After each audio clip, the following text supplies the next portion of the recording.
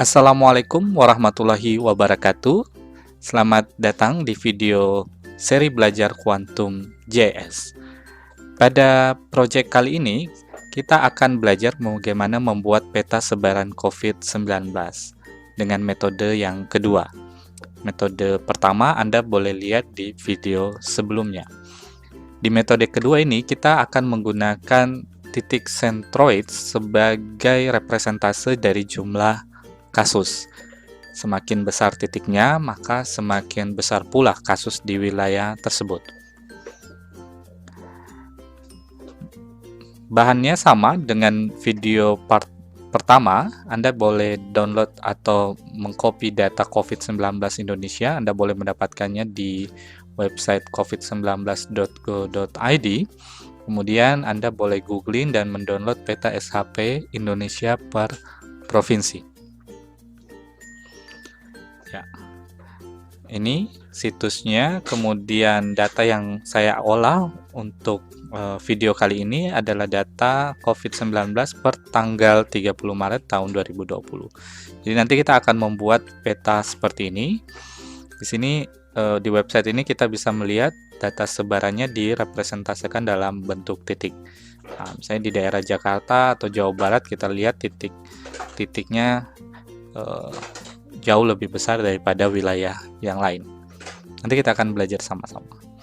Nah, pada map visualisasi ini teorinya ada di sini, bahwa kita akan memvisualisasikannya dalam model size point. Jadi semakin besar poinnya, maka semakin besar juga jumlah kasusnya. Selanjutnya, silahkan buka Quantum GIS-nya, kemudian Open Data Source Manager. Kita klik Open Data Source Manager untuk mengambil peta SHP Provinsi Indonesia. Klik tanda 3 ini. Kemudian di sini saya sudah mendownload peta provinsi. Kemudian saya open. Ambil yang ada .shp-nya, kemudian open dan add. Oke, close. Nah, sini kita sudah memiliki peta wilayah SHP Indonesia. Nah, setiap bagian ini mewakili satu provinsi di Indonesia. Nah, data yang Anda peroleh dari covid19.go.id ini Anda coba entry ke dalam open attribute table di petanya. Open attribute table di petanya. Nah, untuk bagaimana cara mengentry-nya, jika Anda belum tahu, Anda bisa klik link di sudut kanan atas untuk belajar bagaimana cara mengentry di open attribute table. Nah, kebetulan data ini sudah saya entry, data COVID per 30 Maret per provinsi. Ini sudah saya coba entry. Sekarang kita coba visualisasikan.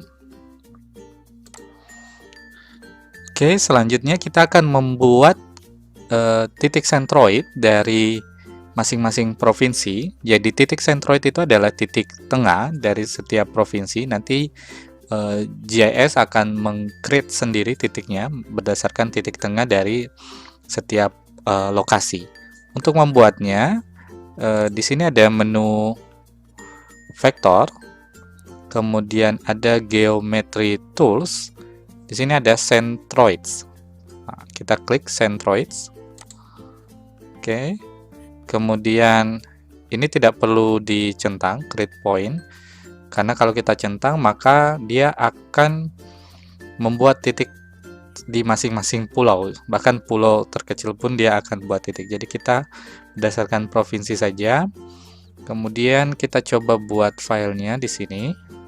Dia akan meng-create file SHP-nya, save to file. Ketika nanti selesai ya, kita bikin di sini data. Saya coba simpan di desktop. Nah, titik centroid.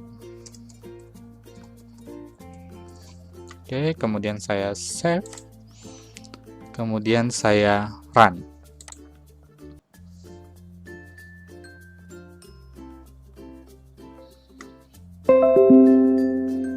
Oke, titik sentroid sudah jadi nanti sudah ada 34 titik sesuai dengan provinsinya. Cuma kalau kita lihat ada beberapa titik ini kayak seperti ini agak jauh dari pulau terbesarnya. Ini kita bisa edit dan bisa masukkan ke pulau besarnya. Kita coba.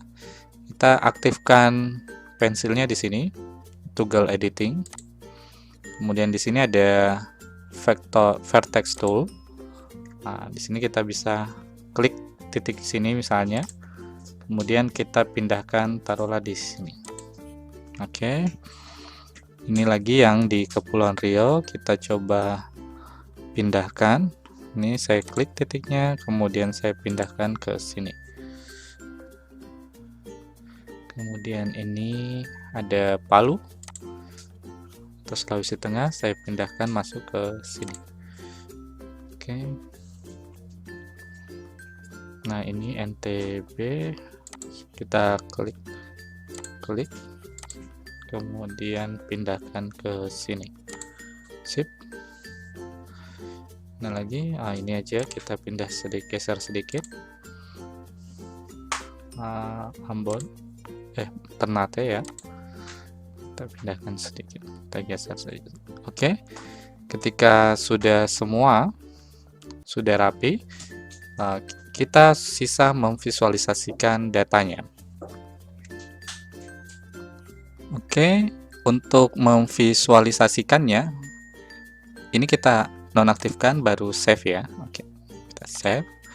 Untuk memvisualisasikan data centroidnya, kita sisa klik kanan centroid di sini, kemudian kita klik properties.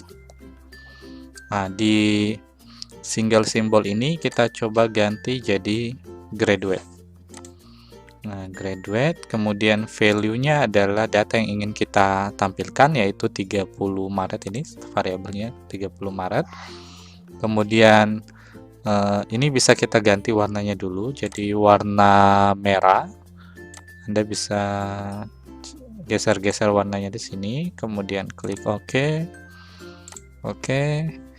Kemudian di method ini kita pilih size.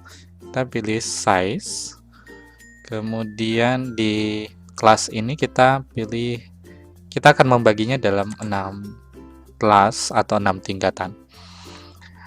Di sini ada datanya, atau secara generate dia akan mengenerate angka yang sudah ada. Kemudian kita akan mencoba mengeditnya sesuai indikator yang kita punya. Misalnya contoh di sini yang kecil kita kasih 0 saja, artinya belum ada kasus.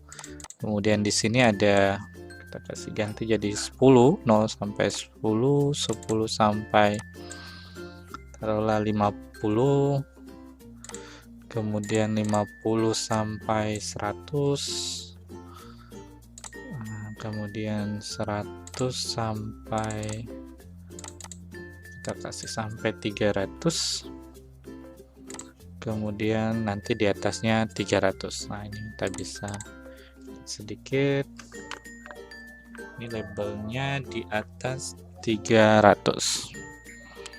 Oke, kalau sudah kita apply.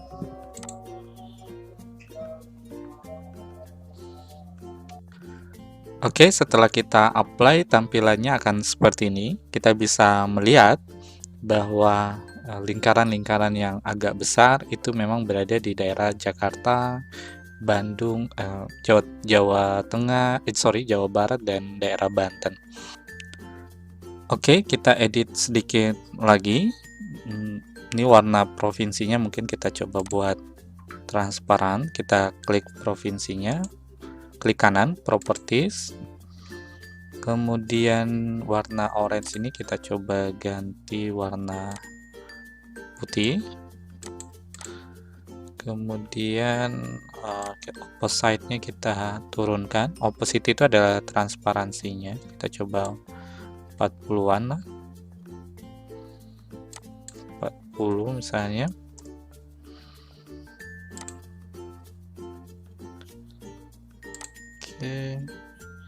Kemudian nanti kita akan menambahkan background layer Google Map. Caranya, Anda harus menginstal plugin Quick Map Service. Cara menginstalnya ada di video part pertama. Karena di sini saya sudah install, saya sisa mengaktifkannya saja. Saya klik Quick Map Service. Di sini ada banyak pilihan sebenarnya layer-layer satelit. Anda bisa pilih Google Earth atau OSM. Saya lebih senang pakai Google Root misalnya. Saya klik saja Google Root. Nah, jadi tampilannya seperti ini. Jadi kelihatan lebih hidup dan lebih menarik. Nah, centroidnya juga ini bisa kita transparankan. Misalnya kita klik properties, kemudian titiknya ini kita opposite-nya kita transparankan. Saya sekitar ini, kita apply. Oke, peta ini sudah jadi dan siap untuk kita layout.